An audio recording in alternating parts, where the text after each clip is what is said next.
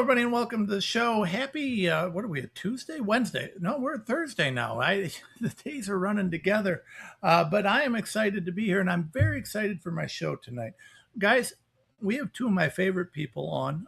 You guys know, I mean, we have Clinton Ohlers on a fair bit from Safe Blood, and I love Clinton, and I love Safe Blood, which, by the way, make sure you're checking them out and supporting them. You can find them at timerenz.com.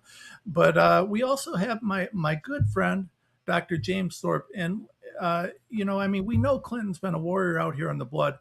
James hasn't been with me for a while, but James was seminal. I mean, he was absolutely critical during the height of the COVID fight. He was one of the few doctors that had the courage to really speak out, and he spoke out early. I'm honored to call him a friend. We actually co-wrote a paper. Believe it or not, you guys may be surprised to know this, but I've actually been published at least once or twice, and some people actually have been, fooled into thinking I'm credible. But over the years, we've done quite a few different things, and James and Clinton are both people that I count as friends, and I'm honored to know them. They're true warriors. They stood strong. They did the right thing. And they did the right thing when it wasn't easy. Right now, it seems to be almost in style for everybody to be talking about how, I guess we shouldn't have done this. In fact, we just saw a couple guys from the NFL talking about how everybody had fake cards. Well, thanks, guys. Thanks for letting us know. I mean, we appreciate that. It'd been nice if you told everybody else that you weren't doing this back in the day, because then maybe other people would have been smart enough to not get these shots and not have the lifelong health problems, not to have had the miscarriages, not to have watched family members die. But you didn't. I'm glad you're awake now, and I'm glad you found the courage to speak now that it's easy to do. But man, it would have been nice if you had some courage when things were ugly. So, James and Clinton did. James and Clinton did. They had the courage to speak when it wasn't convenient. They had the courage to do what was right when it wasn't easy. And so for that, they have my endless respect and admiration, because there just weren't many people that did that. So I'm very, very excited. We're gonna talk. We're gonna spend the whole show with James and Clinton. We're gonna talk all sorts of good stuff, and I can't wait to get into it. Before I do, though, I figure, we're gonna get into some deep and terrible stuff. So before I did, I decided to, embarrass my guests that they're my friends, and to hit a few other things. I wanted to start out, and I wanted to show you guys the newest Democrat campaign commercial. Remember Dudes for Harris, White Dudes for Harris? I'm not positive. I saw this on X today, and I think this might be the new commercial for Dudes for Harris. I'm just going to show you guys this. Here it is. This is really interesting. I'm not sure what's happening here. These guys don't look. I mean, I see a lot of beards and news things that these guys look like they belong on a motorcycle, but I don't know. Not sure what's going on here, but this was dubbed the new commercial for Dudes for Harris, White Dudes for Harris, and I got a boot out of it, so I wanted to share that with you. And then Royce White, who I love. Royce White is, of course, he's announced that he's going to run for president. He was an NBA star. He was an MMA fighter. And now he's put himself up. He's finally come to peace with who he is. And he's recognized that he's actually a chick. So he's put in for the WNBA draft, which I found to be amazing. And I learned something new from Royce. Royce was responding to someone who was talking to him. And here's the tweet. He says, some guy says to Royce, put your money where your mouth is and go get top and bottom surgery, because then you'll have everybody's respect. I don't know if that's true. But Royce responded as only Royce can by noting that genitalia doesn't determine gender. I mean, this was a mistake that we all made. We thought that if you were born with junk, you were a boy, and if you weren't, you were a girl. But Royce White is enlightening us all about what trans means. And he says that's a cis normative fallacy. And I'm glad he told me, because I happen to be a cis white dude and had no idea. I thought that this was what you had between your legs was determinative. But thank you to Royce White for letting me know that is a fallacy that cis white dudes like me have. He says that his trans affirming doctor told me that he can think of his genitalia as 9 inches of, well, we'll say girl part, um, which, well, I mean, that's a heck of a girl part, but yeah, good for him. Good for Royce White uh, and his robust girl parts. I thought that was wonderful. And Royce White for president. I don't know if he's going to get the nomination, and I don't know if it's going to work, but I sure am enjoying the trolling. She is doing a wonderful job, and I look forward to seeing her in the WNBA next year. All right, let's get to actual show. Before I do, remember, we need your help. We need your support. GiveSendGo.com/Renzlaw. GiveSendGo.com/Renzlaw. Hey, we're still fighting, folks. We're still pushing for truth. We're not going to stop until we get to freedom. And so anything you can do to help us, we're grateful for. We're thankful for the support. And whatever you can do, we're just GiveSendGo.com/Renzlaw. And then, of course, today, we got my friends on at Safe Blood. So go to TomRenz.com, www.tomrenz.com. Click on shop right up here, go to partners and affiliates, and you can see the link for Safe Blood. Safe Blood is one of my favorite groups. If you're worried, especially, and I got to tell you guys, if you're a pregnant woman, there's a reasonable likelihood that at some point you may need blood. And Safe Blood is the place to go. They will help try and match you with someone who can give you safe, non-mRNA poisoned blood. They can get you something that's actually useful. That you're not poisoned with these just sick mRNA shots that are permeating our society now. I mean, we now see the Moderna mRNA flu shot they've got out. We see mRNA all over the place, and there's going to be more of it. Go to Safe Blood, join them. Use Renz at checkout. You get a discount on the membership. And if you're pregnant, talk to them. Talk to them. Clinton and team are doing a wonderful, wonderful job. They'll try and match you with a safe blood donor. Some states won't let you do that, by the way, which is why we still have a lot of work to do. So we've got to keep fighting. But talk to Safe Blood. See if you can get matched with a safe blood donor, and join them today. They're a wonderful, wonderful group. I've got nothing but respect for them. www.safeblood.com. www.safeblood.com. Wonderful people. All right. So I want to just get right into it because it's not often that I get to have two awesome guests. And I'm really looking forward to this conversation. So without further ado, Clinton Ohlers and James Thorpe, both doctors, thrilled to have them both here. And thank you guys for joining me. It's a pleasure to be here, Tom. Dr. Thorpe, good to see you. How's life going? It's going so well, especially this evening, having the honor and privilege of being on the Tom Renz show with Clinton, R. Clinton Ohlers, Dr. R. Clinton Ohlers, and two of my friends. And I'm just honored to be with you guys. And both of you have put wind in my sails from the very beginning.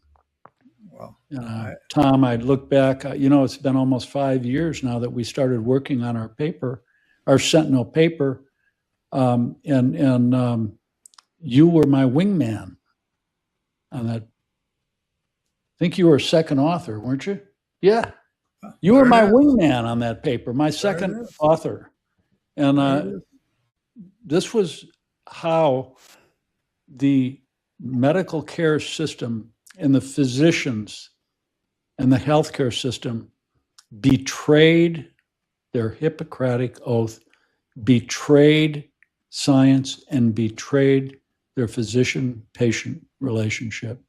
And that's why I have less respect for physicians now, most all physicians, than I do used car salesmen, Tom and Clinton. Yeah. Well, it was an appalling time. It wasn't hard if you did basic research to understand that there was something wrong, right? I mean, when the mRNA vaccines came out, they came out with no real evidence of efficacy, of safety, of anything. And we found out over time, because they tried to hide everything that they could, We found out over time that the reason that it came out with no evidence was because there was no evidence, because they weren't safe and they weren't efficacious, right? Right. Doc, you were one of the first. Honestly, man, I got to tell you, I remember so clearly, and I'm going to speak from my own perspective. You know, when I started on this, and I filed the first major case September 1st, 2020, and I was unknown. I was just some random guy from Ohio, and yeah, luckily, thank God, I had Pam Popper, Sherry Tenpenny, Scott Jensen, and a few other people that I was introduced to right away that you know gave me some they gave me support on this. But outside of just that very small handful, you were one of the very first doctors to come out swinging on this, and that's because of your work and your background. You saw it right away. Yeah, I'm a military guy. I'm a veteran. I'm a disabled veteran, but I'm still working very, very hard. And 47 years of clinical experience. And when I came out and started speaking out against the vaccine and the dangers, it was the summer of 2020 that I ran a mock-up clinical trial of what it would take for me to use the vaccine or take the vaccine. And it was really quite appalling because in order to achieve a power of about 80% for a statistical error, a P of less than 0.05, it would have taken about 70,000 patients total was my calculation in the summer of 2020. I published that. I sent it to the presidents and I sent it to Gates and Fauci and heard nothing back. But you're right about that study was never done. And I proposed a study that summer, 6 years ago now in 2020, that they do that study before they use it in any human being. And that my power and sample size analysis was based upon a 5-fold increase in deaths from basically from 1 in 10,000 to 5 in 10,000. To prove that statistically, it would have taken 70,000 patients. And what did they do in New England Journal of Medicine in December of 2020? They claimed there was a 95% efficacy. Of course, they played around with their usual shenanigans. Yep. 95% effective, they said, but when you looked at the actual data, it was less than the absolute efficacy was less than 1%. It was. Those are the kind of shenanigans they pull. Well, it was, and if I can, I'll show you guys this. You know, Doc, I don't know if you and I ever talked too much about this. I know Clinton and I have talked a little bit about it, but let me show you this. This was that first case, and while you did that, and at the time I wasn't aware. So summer of 2020, like I said, I was coming off of I was a trust the science guy prior to this, but I was looking, and I was seeing this kind of nonsense going on. And this is the first case that I filed. Let's see if I can find the. I want to find the money shot here. There's a nice table in this case. I was not planning on playing this, so you have to forgive me while I'm looking through here.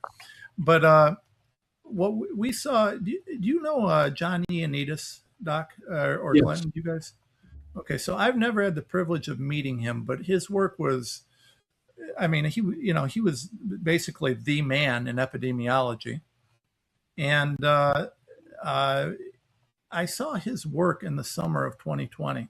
Here we go. Here it is. And based on that, I pulled some basic data, and I pulled case fatality rates and reproduction rates because, if you recall, they were telling us we were all going to die from COVID. Every one of us was going to die. It was the most dangerous thing ever, and they were claiming. Sometimes up to 9% case fatality rate. But as of that summer, Ioannidis had put out a study, and I'd looked at the data because the government was still, they weren't hiding all the data. They were still publishing it at that time. And Ioannidis came in expecting a case fatality rate of 0.26 and a reproduction rate, depending on who you asked, of between 0.7 and 1.9. Ohio was a little bit higher, broader range. But I put it down on a table for this case, and I showed case fatality rate in the original MERS, 34%, no lockdowns. Case fatality rate in the first SARS, 9.6, no lockdowns. Seasonal flu, 0.14. Ebola, 25%, no lockdowns. Even the pandemic flus, the great pandemics, were substantially higher case fatality rates than what we saw with COVID at the time. With similar reproductive rates, they were all within range, and yet no lockdowns.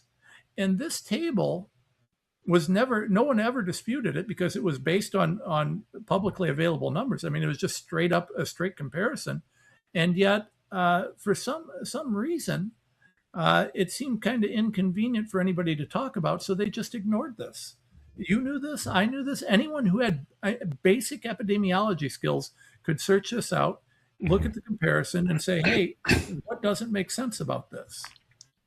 We now know that this was really just a scheme to justify the mRNA poisons that they then authorized through emergency use because they couldn't get anybody to participate in these gene therapy studies prior to COVID. I stand behind that hypothesis. James, Clinton, what do you guys think about that? Well, I remember one of the things that had such an impact on people was how startling the news out of Italy was coming, right? All these people dying in Italy.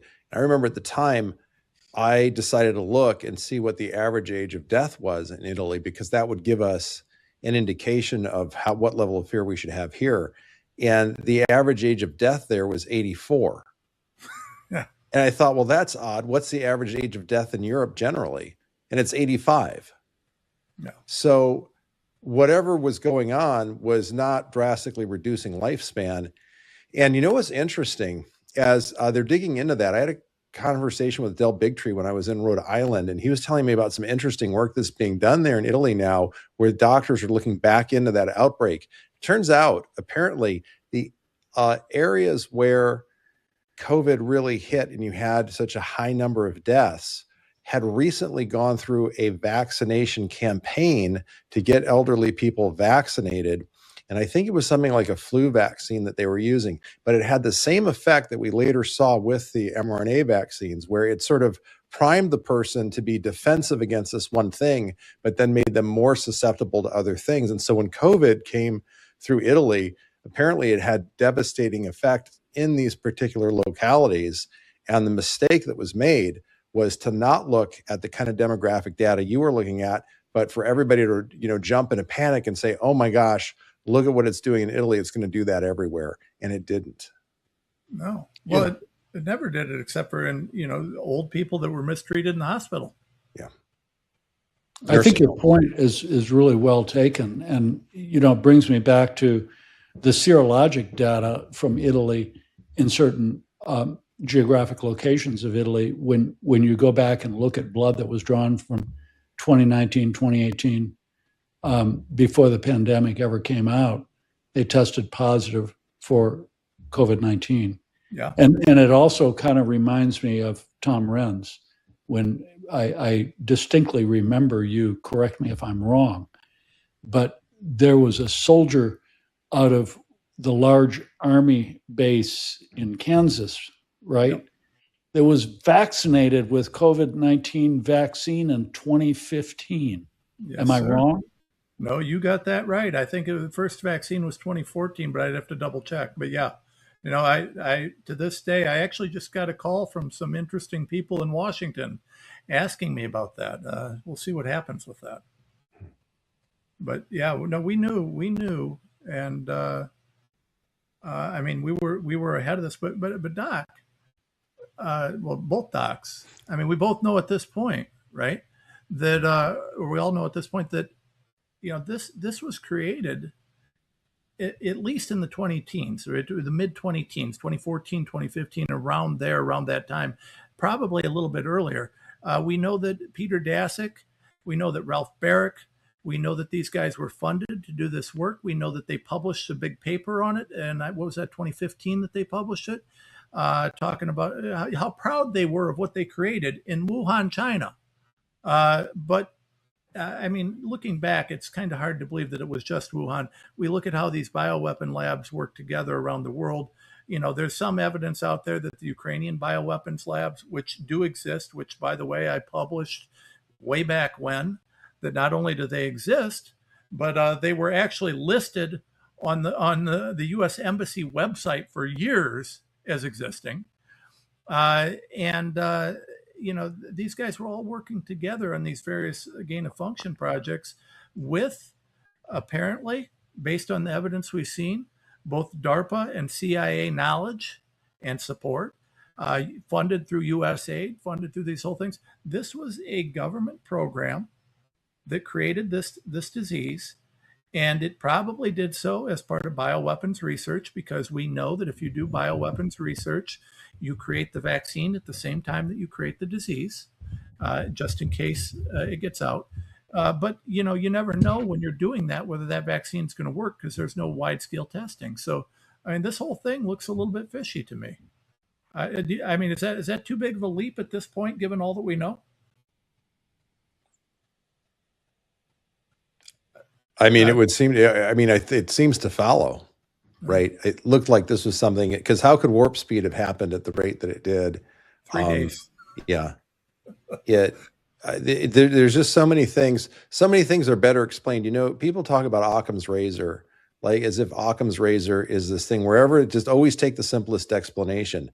But what it is it's the simplest explanation sufficient to the evidence. That's what you go for.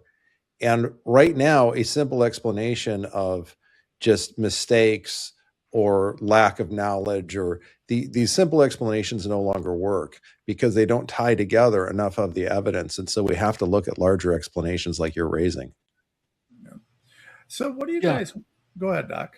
I was just going to say, you know, what you're saying isn't wild conspiracy theory. Yeah. It's fact.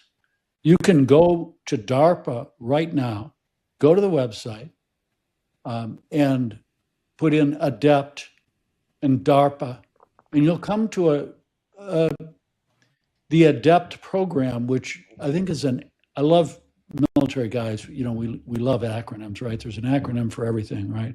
So ADEPT is Autonomous Diagnostics to Enable Prevention and Therapeutics. And if you go to that website, you'll see that it goes back to 2012 when their mission was to create a modified RNA in order to protect the American citizens from future bioweapons attack. It's right there on their website. So there's no question that you're right. Yeah, here it is. Right here, you can read it. And it just openly says it. I mean, we knew what was happening. They told us what was happening. We just chose not to listen. And unfortunately, the results were what they were. So anyway, it's been a great honor to call you guys friends and to work with you guys. And I think we can spend 2 or 3 shows going over what we learned and what we knew and when we knew it. But we're not done, and you guys are doing some big work right now and getting ready to put some big things out, is my understanding. You guys want to tell me a little bit about that? Absolutely. Well, why don't you jump in, Jim? You're the first author. Sure. Well, I've had the privilege of, from my perspective, you see, I see everything through a preborn's heart and spirit and eyes, because that's what I've done for the last 47 years and still doing. So I focus on pregnancy, preborns, and that's been the focus of my clinical practice, which has been incredibly long and busy. And just as an adjunct to that, you know, I just in the 4.5 years that I was with SSM Health, one of the largest Catholic healthcare systems in the country, based out of St. Louis. I saw 27,500 high-risk pregnant women and their fetuses on ultrasounds. Think about that, 4.5 years. I don't know of any other maternal fetal medicine physician in the country that saw that many patients. That was before the pandemic and at the onset and during the pandemic. So, when this all started, I was very focused on them pushing the vaccine in pregnant women. I just knew it was going to happen. And I felt that way for two reasons. Number one, you got to go for women because women make all the healthcare decisions. Men don't. We're different. There's none of this cis-trans nonsense. You're either a woman or a man, and women are gifted differently than men, and women make all the healthcare decisions, essentially from birth to grave. So you got to capture women. And I know that because that's why the hospitals always came to our department to advertise their services. You impress a pregnant woman with the care that they get during their pregnancy and delivery, you got them for life for all the other lines of therapy. So what my first fear was blood contamination. And the other reason is because women are, before the pandemic, women were estimated to have a 10 to 13-fold risk of requiring a blood transfusion because delivering a baby is at very high risk for hemorrhage. Now, that was before, if you compare pregnant women to the general population, 10 to 13-fold time-adjusted risk for blood transfusion. But when the pandemic came around and the COVID-19 shots came out, that risk maybe doubled or tripled that because it massively increased the risk of bleeding. So my other fear with pregnancy is the use of RhoGAM. And we don't have time to get into that product, but it's a biologic. It's made from pooled plasma. So one vial of RhoGAM, and by the way, RhoGAM's just a intramuscular injection that we use at 28 weeks and again after birth for Rh negative women carrying an Rh positive fetus, preborn, to prevent Rh disease. But that one vial is distilled from thousands and thousands and thousands of donor blood samples. It's pooled plasma. So about, you could say 5,000, one shot, and you get exposed to 5,000 different patients. Wow. And so it's even worse with the other blood products. As Clinton well knows, the blood banking business, they make massive profits. It's estimated by 2030 that it's going to be a $32 billion industry. And guess who controls it? FDA and CDC. Yeah. Well, we just learned that they purposefully hid dozens of safety signals. They hid them and they lied. They lied to pregnant women and with collaborating and colluding with Eric Rubin at the New England Journal of Medicine. They lied. They pushed this vaccine when they knew Walensky, Shimabukuro, many others, Francis Collins, Vivek Murthy, back in January of 2021, their boss, Anthony Fauci, texted them and said, hey, there's a problem here. You give a shot of this vaccine, you get inflammation, cytokine storm. You could lose a pregnancy. Walensky said, oh, I didn't know that. Vivek Murthy said, oh, I didn't know that. 3 months later, you got the famous words of Walensky, there's no bad time to ever take a vaccine. You can take it before pregnancy. You can take it while you're conceiving. You can take it early pregnancy. You can take it middle pregnancy. You can take it late pregnancy. You can take it. There's no unsafe time to ever take a vaccine with regard to pregnancy. She was lying through her teeth. Yes, she was. 100%. So, this is where I ran into safe blood, and really I ran into Clinton Ohlers, and I'm just here to tell you that Clinton Ohlers and safe blood, I don't have any vested interest in safe blood. But when I don't know, I feel like I've known him forever, and I can't even remember how we met or when we met, but it was a divine appointment. And I've been on his back for as long as we've met, saying we got to publish these papers. We got to publish these papers. We got to publish these papers. Well, guess what? They're ready to go. Yep. I can't wait. We're ready to submit the papers, and it is going to disrupt the industry. If you think that the COVID-19 vaccine, you think that they hid safety signals from COVID-19 vaccine that 80% of Americans got. How much easier is it to hide the safety signals from contaminated blood that only 1 to 0.5% of the population get per year? It's very easy to hide that. And I'm quite confident, certain, that that's exactly what the federal government is doing. And there, as you hinted at, both of you know that just 3 years ago or so, in the midst of the pandemic, in essence, the FDA said, no, there's no indication for donor designated blood. You're not allowed to do that. And you got Baby W case down in New Zealand, same thing. Went to the highest court in the land. No, you're not allowed to have donor designated blood. What? That violates the 4 pillars of medical ethics. That's wrong. What? How does it violate the 4 pillars? Explain that to me. Well, patient autonomy is the first pillar of medical ethics. And if you force a patient to take blood from the general blood supply, you're violating the first pillar of medical ethics. The second pillar is non-malfeasance. Oh, no, I'm asking you, what's their justification? I agree with you. Their justification is to hide it. There's nothing here. There's nothing here to see. And the blood supply is safe. Just like they said back in the 80s with HIV, in the 90s with hepatitis C.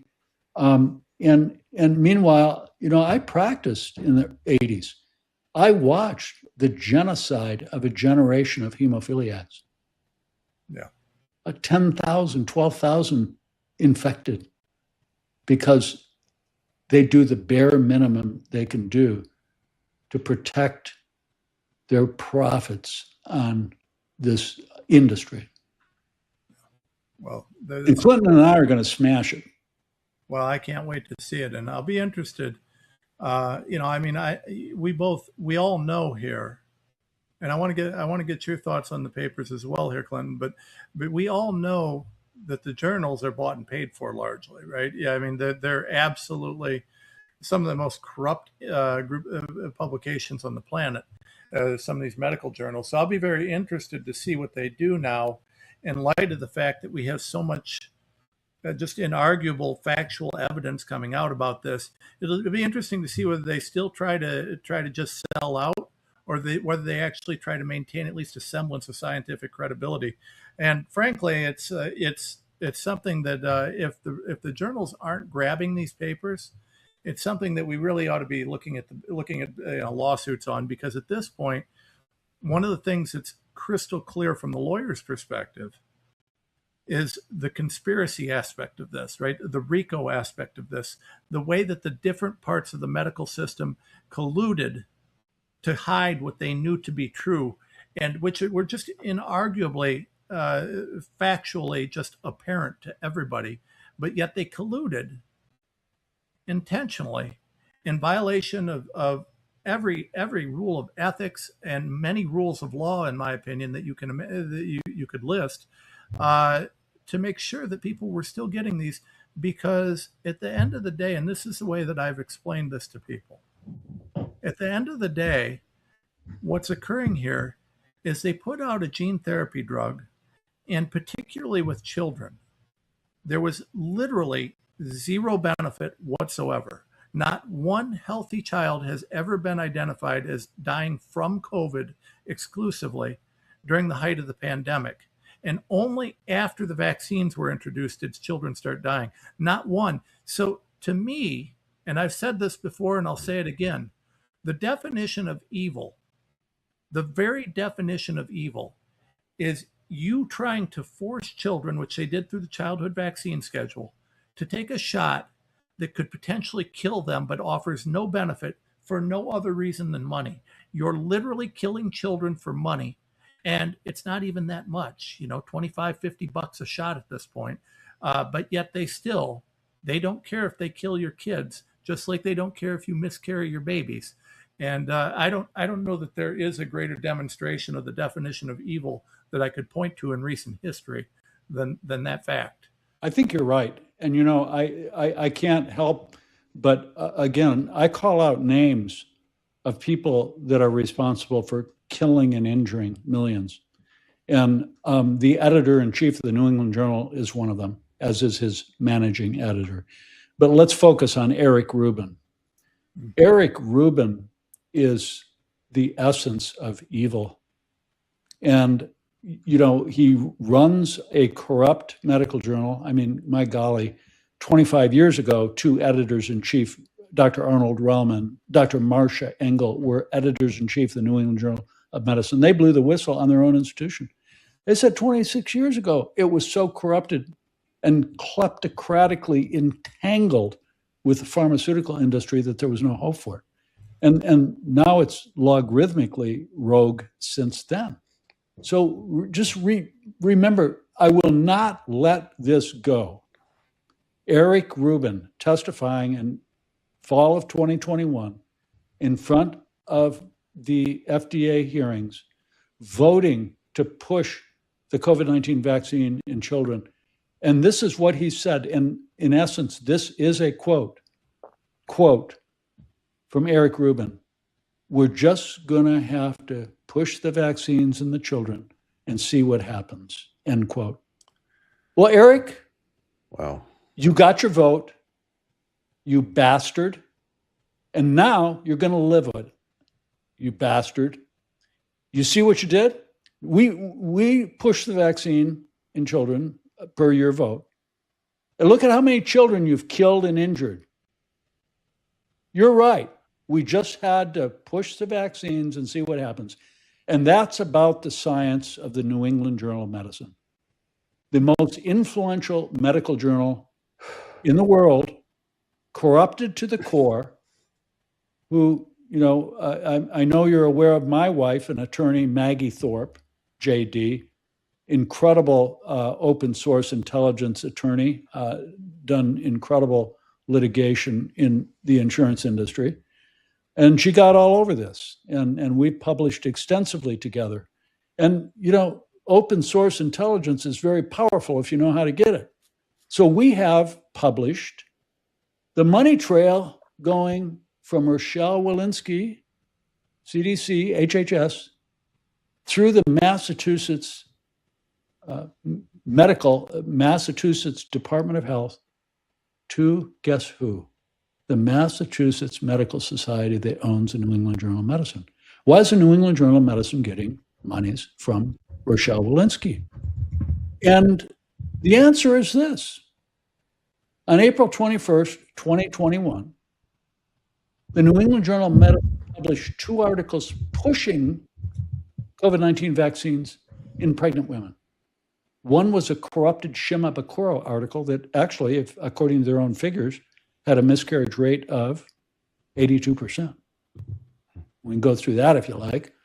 But there was a second article, and it was an op-ed by Eric Rubin, Rochelle Walensky, and the managing editor. You can't make this up. Go look at it. April 21st, 2021. Remember, that's 3 months after. That's 3 months after their boss, Fauci, told them and texted them the consequences of the vaccine in pregnancy. So they lied in those And they pushed and they violated the ethics, their own ethics principles published in both the CDC, FDA, and the New England Journal of Medicine. They didn't disclose that money transfer. So why in the world would Eric Rubin, what in the hell would he be doing having somebody like Rochelle Walensky to give her opinion on COVID-19 vaccine in pregnant women when she's never even seen a patient, let alone a pregnant woman? Why didn't they have somebody on that was extensively experienced with high-risk pregnancy, that took care of pregnant women? Why didn't he have them on for the op-ed? That's a rhetorical question. You all know why. Yep. Because they're paid off. Yep. Amen. Well, they're too busy telling people like you and I, as we told the truth, that we were quacks and conspiracy theorists. I mean, we came with evidence, we came with facts, and the only thing they had is, no, you're a conspiracy theorist. We said it's safe and effective. And that was the essence of the entire rebuttal that they had to all the evidence, the thousands of pages of evidence that I know I personally presented. And I can't even imagine how many more pages it would be if we add all that you presented. By the way, Doc, if you could send me that article or your findings with about the money trail there that you and your wife found. I haven't seen that. I would love to see that. I would love to send that to a few people and see what we can't do. Because, you know, as we're looking at these criminal prosecutions like Florida, Louisiana, and West Virginia are looking into with Fauci, you know, Fauci's, that's great. But Fauci's being set up, you know, to be kind of the evil fall guy who they can then say, well, we can't do anything because he was pardoned, which isn't true. And on the state level, I hope he goes to jail forever. But I would love to see the RICO case prosecuted here. I mean, there's a number of RICO cases that we could file civilly if we had the funding to do it. They're very expensive. They're very hard to file, but there's a number of cases that we could file that would clarify this. And you know, I'm hoping that we'll finally see some justice on this at some point, but we just haven't gotten anywhere. Is that the paper, Doc, there? Yeah, I put a screen share up. Here's the paper right there for you and your audience. This is part 2 of a publication, part 1. And this is our analytics after 40 months of pushing the vaccine, COVID-19 vaccine in pregnant women. And this was part 2. This is in preprint. It will be published in peer-reviewed. Part 1 was published in a peer-reviewed over a year ago. And but here you go. There's the money trail right there. It's well, I mean, it's in black and white. I don't know what else anybody can say. We'll make sure that we'll make sure that you know, as you get that out there, that we'll share it everywhere. And like I said, I'd love to help push that data in any way that we can. Clinton, what do you think? You guys got this stuff coming out. You got to be feeling good about where this is going. Yeah, well, absolutely. And, you know, this is just such a fascinating conversation that we're having here, and to listen to what Jim has been talking about with Eric Rubin. You know, part of what got me into all of this, because, you know, my PhD is in history, focused on history of science, was, you know, coming back and having, you know, a friendly argument with a good friend and colleague at Vanderbilt University who was just livid about the use of hydroxychloroquine. And, you know, this will be so fascinating given what Rubin said about, we're just going to have to experiment on the kids and see what happens. Because I said, look, they're reporting that this is helping people at nursing homes at drastically reducing the death rate. And he's like, we don't experiment on people. It's anecdotal. We don't experiment on people. And so we disagreed with that. I eventually wrote on the effectiveness of hydroxychloroquine. But then, you know what he was doing a few months later? Just a few months later, after saying that, he's on Facebook with his wife injecting their daughter, their young daughter, with the mRNA COVID vaccine, which was an experimental gene therapy. Yep. So here he is against using off-label a drug that has been safe and effective for over 60 years with virtually no side effects, and they're giving their own daughter this dangerous brand new gene therapy being relabeled as a vaccine. And I think it goes to show the level of I don't know, groupthink that occurred, because this is not an unintelligent person, right? This is an associate professor at Vanderbilt University. And so there was something going on with the amount of prestige and credibility and how trust networks were manipulated by people like Fauci and his colleagues, that so many other people just went ahead lockstep without thinking. And now to have all this coming out and to see him pleading the fifth 111 times, and to see these texts and emails, and to know that they were talking about the very things that they called everyone who was paying attention a conspiracy theory and took away our rights of freedom of speech is absolutely astonishing and fascinating. And this is very important that this is coming to light. But I think what's also that we're excited about to see it come to light is what Jim was talking about with the studies that we've put together. Because, I'll give you a little bit of the history of Safe Blood. Was that, so our founder, George Della Pietra in Switzerland, they're looking at the blood under magnification just as part of their general practices, himself and other naturopaths in Europe. And suddenly, now that the vaccine has come out, they're seeing the blood different under magnification. They're seeing this Rouleau syndrome. You can see pictures on our website at safeblood.com, and even video of them doing, blood samples under these microscopes. And they're looking at this and they're saying, if this is what's happening with the blood now, and people are walking around asymptomatically with all this, apparently, seemingly, with all this stuff going on, there's going to be a problem for the blood supply. And the first initial, I'd say not evidence, but rumors of this came from those morticians who were drawing out those long clots. I remember when I saw those clots in pictures, the long calamari clots that are now iconic. I mean, I thought it was clickbait. I just thought it was, I didn't believe it was real. And I don't think very many people did at first, but it was some of the morticians who were saying, we have these anomalous cases where the deceased didn't have the vaccine, but they did have a blood transfusion. And so those were the first sort of glimmers that we got that, yes, this prediction that the blood supply would be in danger was in fact true. And then, of course, the really big case was the baby Alex case, where he had this newborn who, and we've talked about him on the show before, but that is the kind of case that we're looking at for this study. And so what was particular about baby Alex? An unvaccinated patient, so no exposure to the vaccine other than through a blood transfusion. And baby Alex died from a clot that went from the knee all the way to the heart. So the complication that resulted after the blood transfusion was something, in this case, very unique to the mRNA vaccine adverse reactions, because nobody had seen these kinds of clots. In fact, I've got one, here on my desk. That is a gift from Tom Haviland and Richard Hirschman. Put that up closer to the camera, please. So this, you can see this came out of a cadaver, and that's the kind of clot that something like, what is it, 70% of morticians have been reporting coming from, even still currently coming out of the bodies that they embalm. And this baby had, now we didn't autopsy it, but this isn't a blood clot that runs all the way from the knee to the heart. It has to be one of these types of clots, not seen before the rollout of the mRNA vaccine, at least not seen in any numbers of note. I mean, I have heard that there were ones observed before this, but they were extraordinarily rare. Now they're extraordinarily common, and that baby died of that.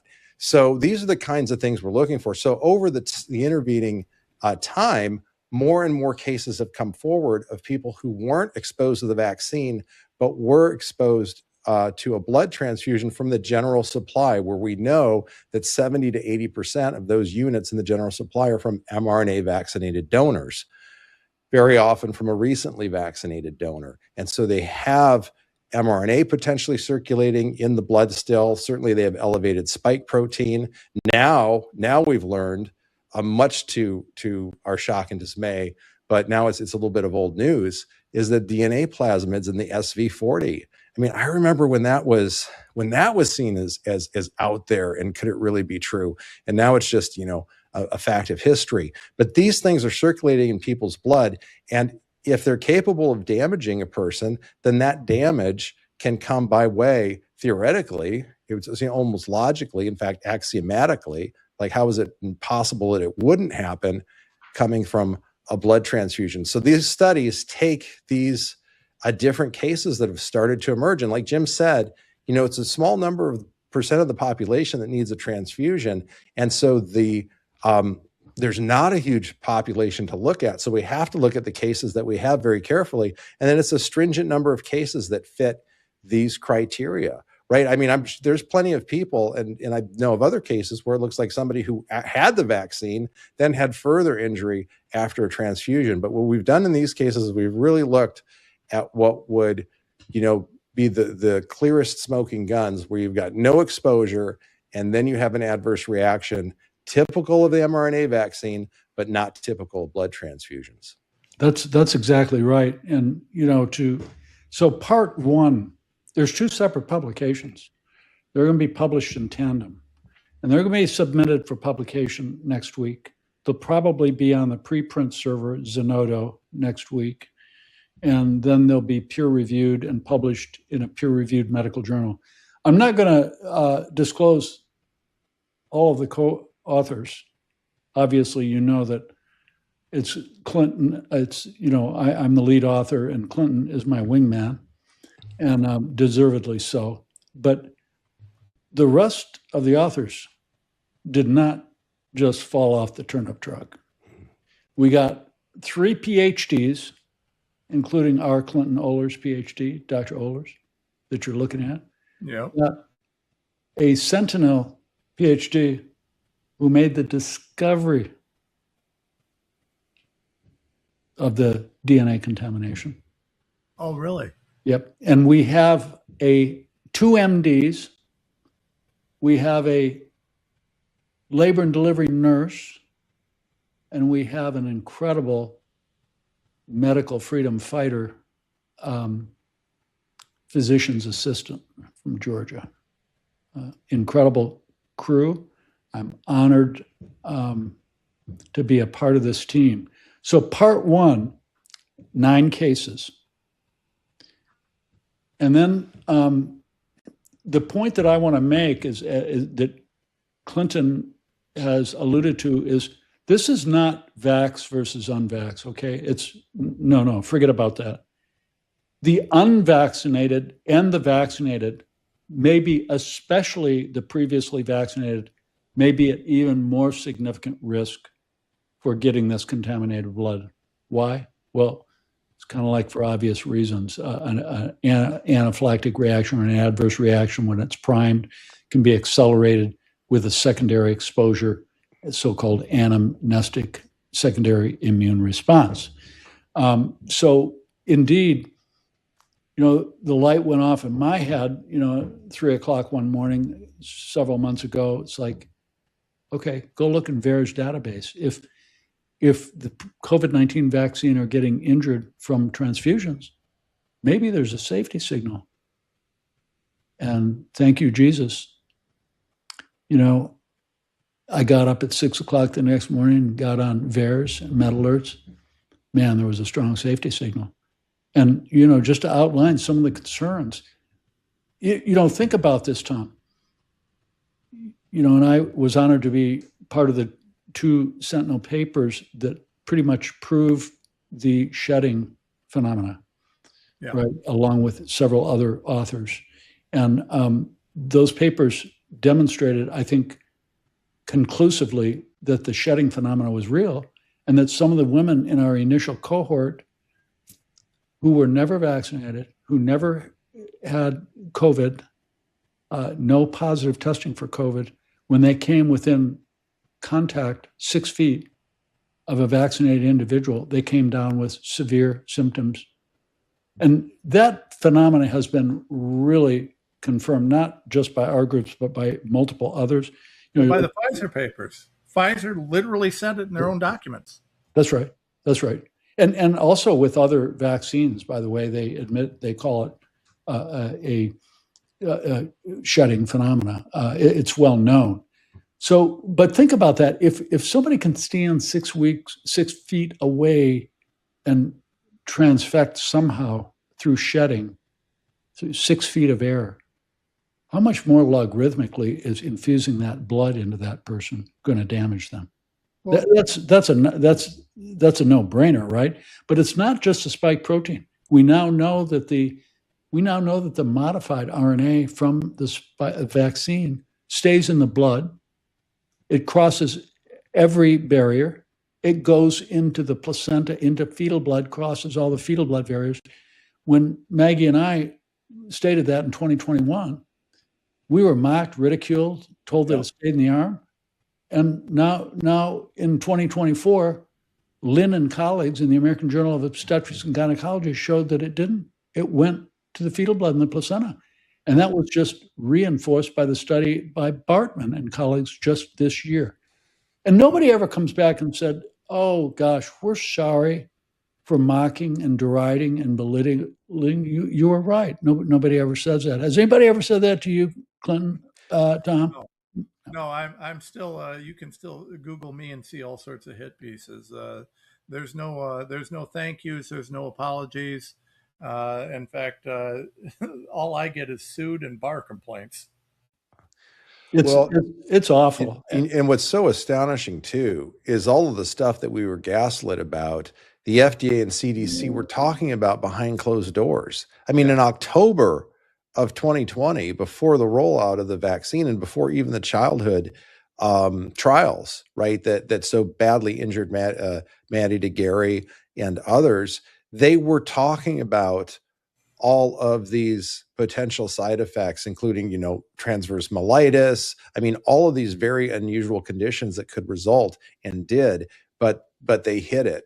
And, we have that because we've got the recordings, right? And you can go to the frame where people are passing over that information that they were going to share publicly, but didn't.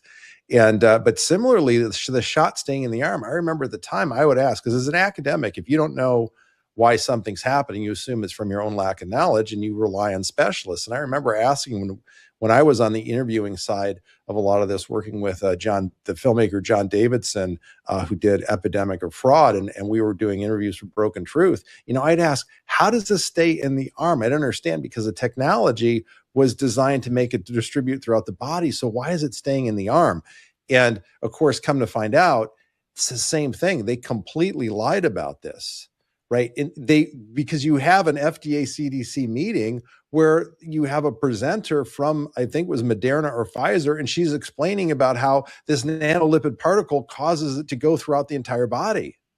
But then they said, well, we can't tell the public that. So they said, we'll tell them it'll stay in the arm. I mean, flat out lie. And it's been the amount of lying. I mean, somebody's got to do a sociological study on this when we get all through and look at the history, because the amount of lying and the deception and the consequences and how we deal with it as a society are just absolutely colossal. Well, it just so happens, Clinton, that yours truly did a little work on that in that very first case in September of 2020. Do you guys know Dr. Peter Bregan? I know him well. I just got off the phone with him and his wife. That's why I was late for our visit. Well, somewhere up there, I got the Global Predators, his book that he wrote, and I don't know if you guys know this, but the impetus for that book was that he was an expert for me in the very first case that I filed. And the reason I was introduced to Peter in that case was, of course, he's a psychologist, a psychiatrist, and just a brilliant researcher. And I was asking him initially, because I had done a lot of work on in public health. This isn't well known, but you can research this. Within the field of public health, there is a whole body of research out there about the use of fear as a tactic to try and force certain behaviors. And it's widely viewed as unethical. But if you really want to understand what the whole COVID thing was, it was essentially a giant propaganda technique using the fear as a campaign to gin up action in public health. Now public health as a field is a very, very dangerous thing, right? So, and bear with me on this. And then I have a point I want to make about the blood supply here, but I want to get this first. Public health, if we study public health as a field and we say, well, let's study the epidemiology, let's study transmission, let's study behaviors, and let's educate people. Well, that's great, right? That's moral, that's ethical, that's a good thing. But public health as a political tool is inherently very akin to communism. What do I mean? Well, public health is, in the case of infectious disease, is always about the collective good, right? It's about limiting the individual rights for the collective good, which is truly communism. And public health was used as a tool for the Great Reset, for the mRNA, for the COVID nonsense, because precisely it could be used to justify limitation of individual rights for the greater good, the collective good. So that was really an exercise in seeing how much communism America would take, which is interesting when we look at the current political world that's going on in our country today. This was really a lot of people didn't realize this, but we actually talked about that in the very first case in 2020. It was very clear. I had pulled some data from the CDC. And I had their evidence, the data showing that they could use fear as a tool, a propaganda tool, to manipulate public good. And I have actual documents, I have data where they literally talked about using fear to push vaccines and how they would do it precisely. I have a wonderful presentation that demonstrates this beyond any reasonable doubt. I mean, they just openly said, if we scare people into doing this, they'll get the vaccines. So, I mean, that's what this was. They lied and they justified what they were doing in their own minds by saying it was for the greater good, except for one thing. The people who actually knew about the vaccines knew that it wasn't for the greater good. The only good it was for was their pocketbooks, which is also emblematic of communism. It's never actually about the greater good. It's about the good for the leadership. But I want to bring up one last point. Now we're coming up, we're running a little bit long, but that's okay because I love this show. I'd do this for another 2 hours if we could, but I'm sure you guys will have to get to bed at some point. With regards to the blood, right? Now, I know because the Washington Post, the New York Times, and every other major news outlet in the country has reminded me repeatedly that I'm not a scientist. So I have two scientists with me, and I'll let you guys tell me whether or not you think this is at all realistic. To me, we now know, and we had the Yale study that showed Yale's not exactly biased for our side, right? I mean, they were very pro-COVID. We know that according to the Yale study, mRNA and elevated spike proteins were still in the blood. What was it? 2-3 years later. 600 days. Yeah, 600 days. It was way, way, way later. Now, if I'm not mistaken, if you receive an injection of some mRNA into your blood and it gets in there, that unless there's a way for it to self-replicate or to be replicated within the body, wouldn't that naturally dissipate in less than 600 days? To me, that's an indication that whether it's because it integrates into the DNA or for some other unknown reason, I don't know what other reason there could be, that this stuff gets into your body and is going to stay there on a quasi-permanent basis. So to me, if your blood is still producing this spike protein, which is a pathogen, and if we have a signal, we won't say there's proof. We won't say 600 days proves that it integrates into your DNA, although we did have the in vitro study that showed that it does integrate into the liver cells out of Europe. Alden and colleagues. Yep. So we did have some studies that suggest this, and we know that SV40 and the SV40 promoters in there could also facilitate this. So we have indications that this is, for whatever reason, still in your blood after a long period of time. Wouldn't that suggest then wouldn't that support the hypothesis that that something changes in your blood after you get that shot? Because why else would there still be spike protein production after that extended period of time? I mean, the original shot couldn't possibly Right. still be responsible for this after 2 years almost. Well, here's the argument. I'm playing devil's advocate. Of Please course, I do. believe everything you say, but this is the exact reason why there's not a direct spike protein assay. They're commercially available in other countries and they're validated.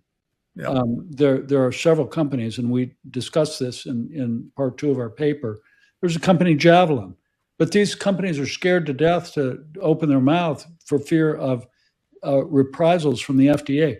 The FDA won't allow that in the United States of America, a direct spike protein assay. So what they will criticize you for, and me, is saying, and Peter McCullough, Dr. Peter McCullough, because LabCorp, the only laboratory test we have for spike protein is an indirect spike protein test. It's an antibody test. And, Peter Marks and Dadzik and all these promoters of the vaccine will say, that doesn't measure spike protein, that just measures an antibody. And they're right. Yeah. But there is a correlation. But this is the exact reason why the FDA and the CDC, can you imagine? My wife and I just got back from CVS. We had to pick up some stuff. But could you imagine if there was an over-the-counter rapid assay, for quantitative assay that you could buy, like a pregnancy test at CVS for the spike protein? No. Guess what? Yeah. America would open their eyes and see that they were screwed. They were lied to, and they are in for a shorter lifetime. They are in for a multitude of diseases: cardiovascular, CNS, autoimmune, infectious, cancers, and their life is going to be much shorter and much more miserable. Yep. And it's all because of the vaccine, and it was all planned. So, that's their argument. Now, it's not just the spike protein, the SV40, the plasmid, the exosomal modified RNA.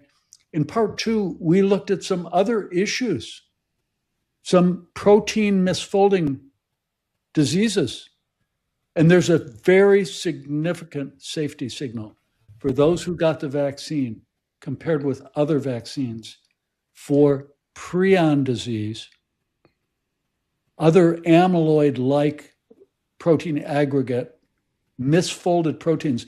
When Clinton talks about the calamari-like and Dr. Haviland and the collaborators and the companion study, Dr. Santiago published their companion studies July 1st in the International Journal of Innovative Medical Research Science, back-to-back articles July 1st. These calamari clots are basically misfolded spike proteins, by and large. That was proven by specific, highly specific Raman spectroscopy. So guess what? In 2021, former Nobel Prize winner, Nobel laureate Luc Montagnier reported 26 cases of Creutzfeldt-Jakob disease. And Creutzfeldt-Jakob disease is usually, it's a lethal disease, but it's very slowly progressing. Well, after the mRNA vaccine, he described 26 cases that rapidly progressed to death. That's a devastating. So also Parkinson's disease. So we saw a safety signal for Creutzfeldt-Jakob disease, prion diseases, and also Parkinson's disease, because Parkinson's is also theorized to be caused by laying down of misfolded protein and plaques in the neurons. So we have all these safety signals. Yep. And what else is being transmitted? Microclots, prions, misfolded proteins that self-aggregate. We don't know. And nobody's tested it, and nobody's looked at it, and they're turning a blind eye to it. Well, that's been the story throughout this, Doc. I mean, the story is not that the signals aren't there. It's that in any sane world, any decent scientist would, when they see such signals, they would study that, but they won't do it. You know, as you just said, we don't have the assay in this country, but it does exist in many countries. And as an attorney, remember, I'm an attorney, so I get to cheat. You guys got to follow evidence as the rules of doctors. I get to follow the rules of evidence that we would use in a court. And in a courtroom, I can certainly point to assays that are used in multiple other countries. And my point is here that for a multitude of reasons, after you get the shot, your blood is changed. How specifically? We can debate that. Is there a question, though, that it has changed? Of course not. There's absolutely no question. And whether our crooked FDA, with a revolving door between Big Pharma and the agency, which still exists, it has not been cleaned up in any way, shape, or form. We just approved Erica Schwartz, the vaccine queen, who thinks there's nothing wrong with mRNA to lead the CDC. I mean, there is no question that the evidence exists. And so in support of what you guys are doing, to my mind, listen, does it change your blood? Yeah, of course it changes your blood. So do I want to get a blood transfusion from blood that's been contaminated with a poison that changes my blood? Hell no, I don't. And I got to tell you what you said about Rogaine, the Rogaine shot. I did not know that. I mean, think of the dangers. I mean, who in their right mind would ever want blood from 5,000 people injected? I mean, you're just asking for troubles. Pregnant women. Oh, it's insane. It's insane. This is why we need safe blood. Clinton, you guys have 10,000 new people signed up yet tonight? I hope so, because I hope so too. This is why we've got to support safe blood. I can't wait to see you guys' papers. Well, thank you. Yeah, I think, that like James was talking about part 2, and this is so fascinating because one of the things we had to do, what you've really raised is the $1 million question, right? Like we need the testing and things so we could know how many people have been affected, to what extent, for how long. And a lot of that has to do with really what we were finding in part 2 of this study, which is, you've got to separate your signal from the noise, right? So we had patients often who had multiple things going on. And the question could be, well, were there symptoms related to these other things? Might it not have been related or demonstrably related to the mRNA vaccine? And then when you'd go into the VAERS data, it was absolutely fascinating what Jim and others found there, because what they're finding is that it's not just the adverse reaction that was the smoking gun that was more highly correlated with getting the mRNA vaccine, but that all of the other constellations of things were also at a much higher incidence if you'd had the shot.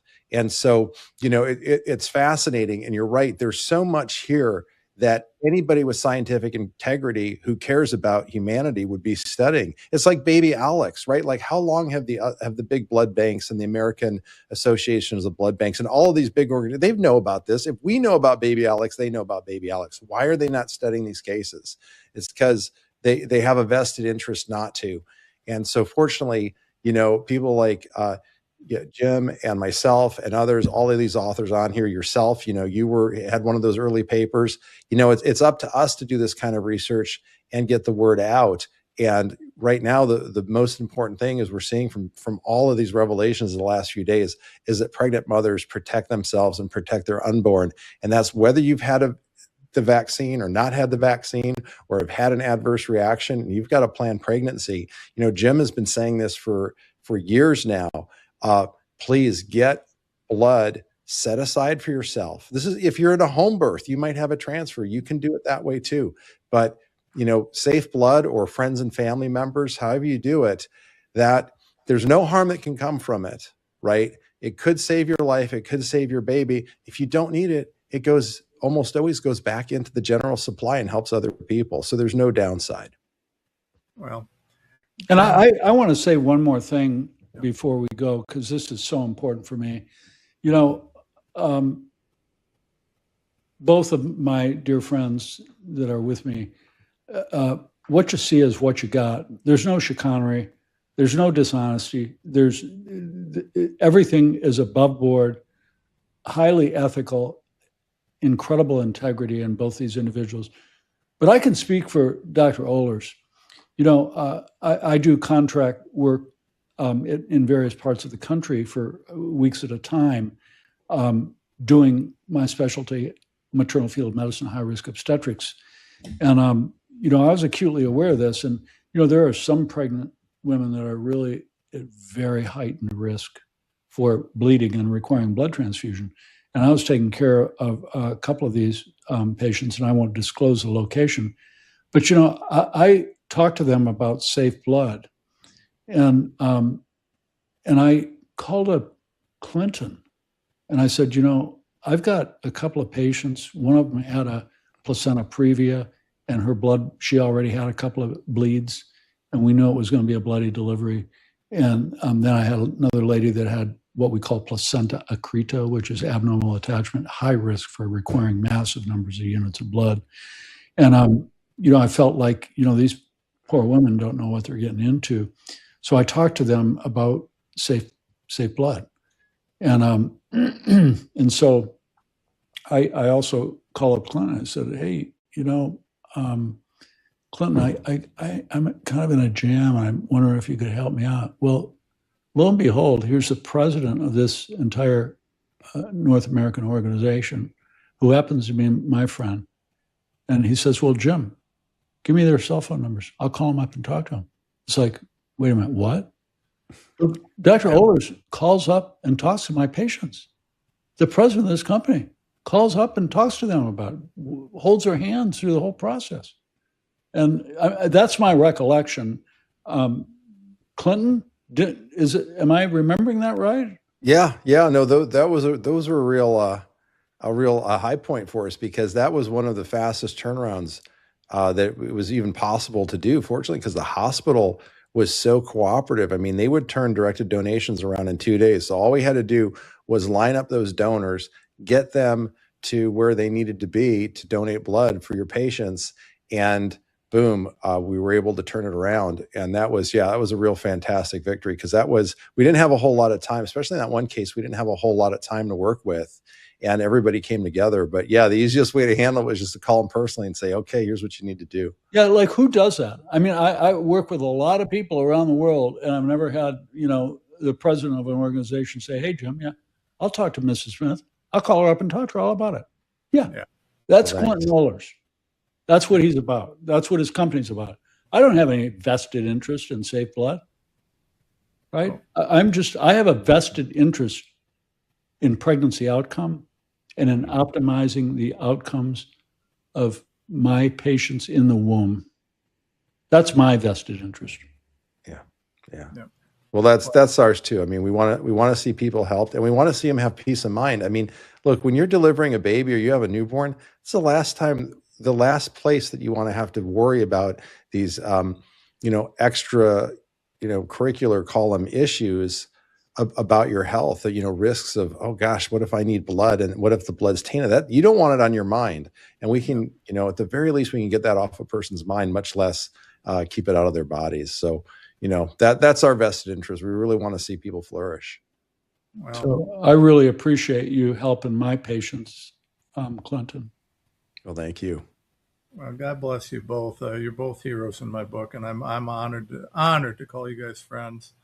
This has been one of the most enjoyable shows I've had in quite a while. Just because it's great to talk with friends who embody integrity, who really do, who are willing to stand and did stand. And like I said, I'm honored to call you guys friends. I appreciate you both.